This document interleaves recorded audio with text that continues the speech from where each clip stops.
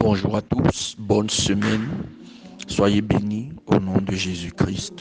Ici l'apôtre Junior Endon, votre humble serviteur qui est là ce matin pour partager la parole de Dieu avec vous.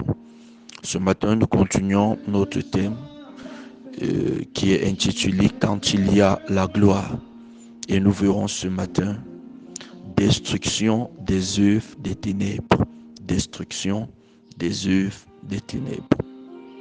Dans 1 Samuel chapitre 5, du verset 3 au verset 4, il est écrit: Le lendemain, les Asdodiens qui s'étaient levés de bon matin trouvèrent Dagon étendu, la face contre terre devant l'arche de l'Éternel.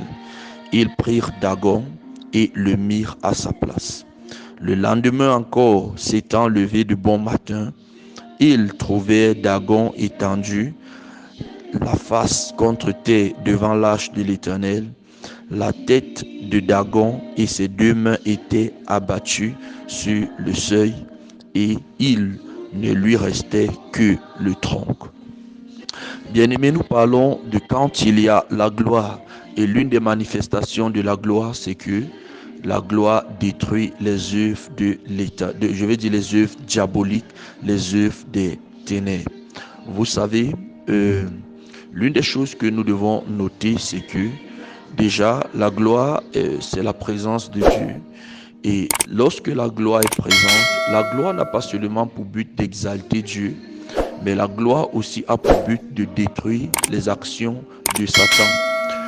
Cette histoire, c'est l'histoire de l'arche de l'Éternel lorsque les Philistins ont battu Israël et ont récupéré l'arche de l'Éternel.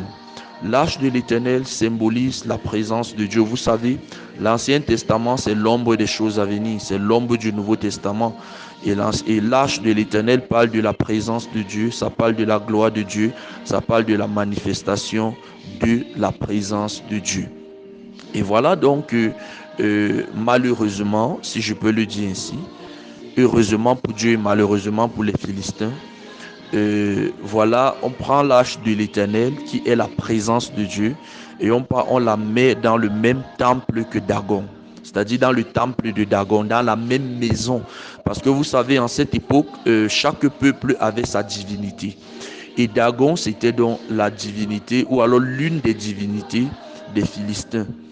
Et lorsqu'on a donc mis dans le temple de Dagon, parce que peut-être il voulait faire comme un monument, n'est-ce pas, l'arche de l'Éternel pour dire voici on a capturé votre Dieu. Mais vous devez savoir que la présence de Dieu n'était pas juste un simple, ou alors l'arche de l'Éternel n'était pas juste un simple symbole ou alors un Dieu mort. Et Dieu se manifeste donc alors en renversant Dagon pour la première fois. Et par la suite, ils se disent que bon, c'est juste peut-être une erreur, parce qu'on se dit peut-être que où nous sommes là, c'est une erreur que Dagon se retrouve au sol. Et voilà donc alors que pour la deuxième fois encore, quand ils remettent Dagon à sa place, ils reviennent le deuxième jour et ils voient que Dagon est renversé, non seulement renversé, mais en plus fracassé. Et là, c'est là qu'ils comprennent que ici, ce n'est pas le fruit du hasard. Ce que je veux mentionner au travers de cette histoire, c'est que lorsque la présence de Dieu est manifeste dans une vie, dans un environnement, dans un endroit, ça détruit automatiquement les œuvres des ténèbres. Lorsque la présence de Dieu est assez active chez une personne, ça détruit les œuvres des ténèbres. Bien aimé, il faudrait noter que parfois il y a les œuvres des ténèbres dans nos vies. Parfois il y a les œuvres des ténèbres dans ta vie. Tu te rendras compte que tu pourras rester comme ceci. Peut-être, je ne sais pas trop, on t'a jeté un sort. Et le sort commence à se manifester. Tu te rends compte que tu vis les mêmes manifestations. Tu vis les mêmes choses qui se passent dans ta vie de façon répétée et qui ont un impact négatif dans ta vie. Ça peut être une maladie, ça peut être comme une malédiction, ça peut être comme un sort. Tu te rends compte que la même situation se répète de façon continue. L'une des choses qu'il faut savoir, c'est que pour mettre fin à ce genre de cycle, tu as besoin de la présence de Dieu de façon constante dans ta vie. Tu as besoin de la manifestation puissante de Dieu dans ta vie. L'un des problèmes que nous réalisons beaucoup plus, c'est que beaucoup de gens considèrent Dieu comme un marabout. C'est-à-dire, lorsqu'ils ont un problème, un cycle d'événements négatifs, ils pensent qu'ils vont venir peut-être vers un homme de Dieu, on va prier pour eux, après ils vont retourner faire ce qu'ils veulent comme ils veulent, ainsi de suite, et continuer à vivre leur vie. Mais vous voyez, les choses de Dieu ne marchent pas toujours comme cela. C'est vrai, tu peux voir un homme de Dieu, on prie pour toi et il y a changement.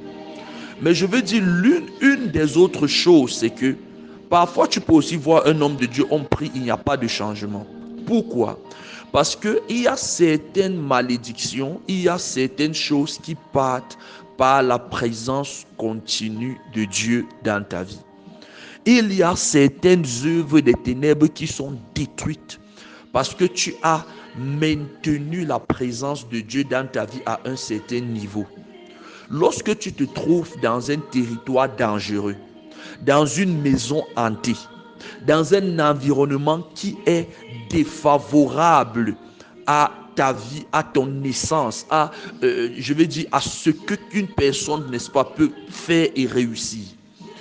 À un moment donné, tu as besoin de la présence constante de Dieu. Lorsque la présence de Dieu est constante dans un environnement, les œuvres des ténèbres sont dissipées. Si nous voyons Dagon comme les œuvres des ténèbres, comme une divinité étrangère, comme un Dieu qui s'oppose, ou alors un esprit maléfique.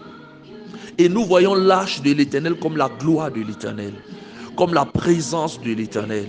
En ce moment, la gloire de l'Éternel chasse toute œuvre maléfique qui s'oppose à toi.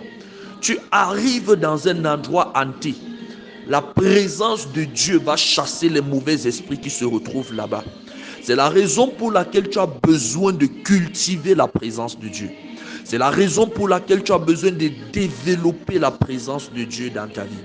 Mon frère, ma soeur, peu importe là où tu te trouves, lorsque tu développes un niveau de présence de Dieu, tu assujettis Satan. C'est vrai, à un moment donné, il peut y avoir résistance pendant un moment donné.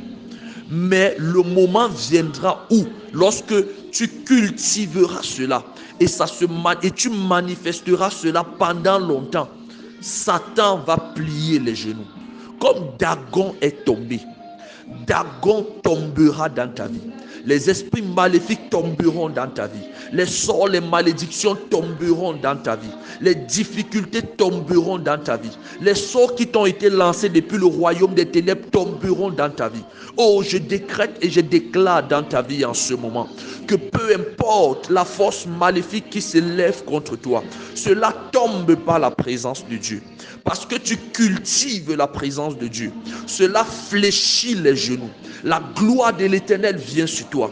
Et tout ce qui a mené une présence maléfique dans ta vie, au nom puissant de Jésus, ça tombe maintenant au nom de Jésus-Christ.